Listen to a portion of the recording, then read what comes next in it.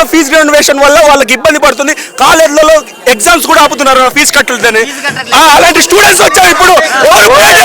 వచ్చింది only students, education ప్రతి ఒక్కరు ఇక్కడ ప్రతి ఒక్కరు స్టూడెంట్స్ వచ్చింది. ఎందుకు వచ్చాం? Education is the most powerful weapon which can change the world. అలాంటి ఎడ్యుకేషన్ ని నెగ్లెక్ట్ చేస్తున్నారు.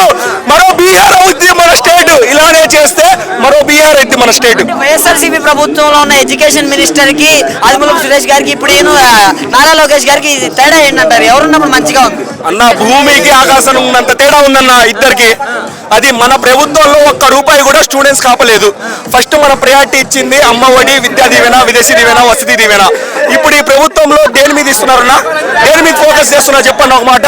మనం ఫోకస్ చేస్తుంది విద్యా దీవెన, విదేశీ దీవెన, అమ్మ ఒడి ఇలాంటి మీద ఫోకస్ చేస్తాం మేము.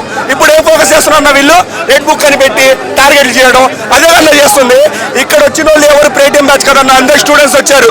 ఇక్కడ ఉన్న యువత అందరూ కూటమి ప్రభుత్వానికి ఓటేసి మోసపోయిన వాళ్ళు ఇక్కడికి వచ్చింది. మిగతా వాళ్ళు ఎవరు కాదు. ఓటేశారు, మీరంతా కూటమికి ఓటేశారు. కూటమి ప్రభుత్వం ఓటేసి మోసపోయి వచ్చారు చాలా మంది యువత ఇక్కడ.